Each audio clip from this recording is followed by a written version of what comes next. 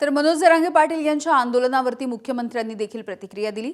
मी आणि शिंदेनी मराठा समाजासाठी जितके निर्णय घेतले तितके कुणीही घेतलेले नाहीत। कुठल्याही समाजावरती अन्याय होऊ देणार नाही असं फडणवीस म्हणाले। सरकार या प्रश्नावर नेहमीच सकारात्मक आहे। सरकारने वारंवार निर्णय घेतलाय। प्रत्येक वेळी जेव्हा अडचण आली त्यावेळी सरकारने निर्णय घेतलेला आहे।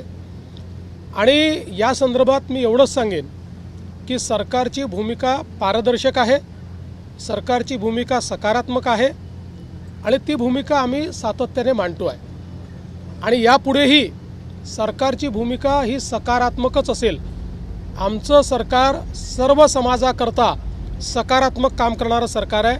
आम्ही समाजांना एकमेकापुढे आणून भांडण करत नाही, सगळ्यांचं भलं कसं होईल हा प्रयत्न करतो। आणि विशेषतः मराठा समाजाच्या संदर्भात मी पुन्हा एकदा सांगतो, जेवढे निर्णय मी घेतले आणि शिंदे साहेबांनी घेतले एवढे इतिहासात कधी झाले नाहीत।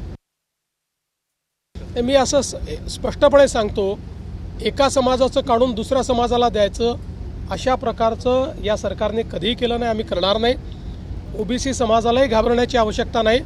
आम्ही मराठा समाजाचंही त्या ठिकाणी समाधान करू, त्याकरताही सगळे निर्णय आम्ही घेऊ, पण त्यावेळी ओबीसी समाजावर कुठलाही अन्याय आम्ही होऊ देणार नाही। एबीपी माझा, उघडा डोळे बघा नीट।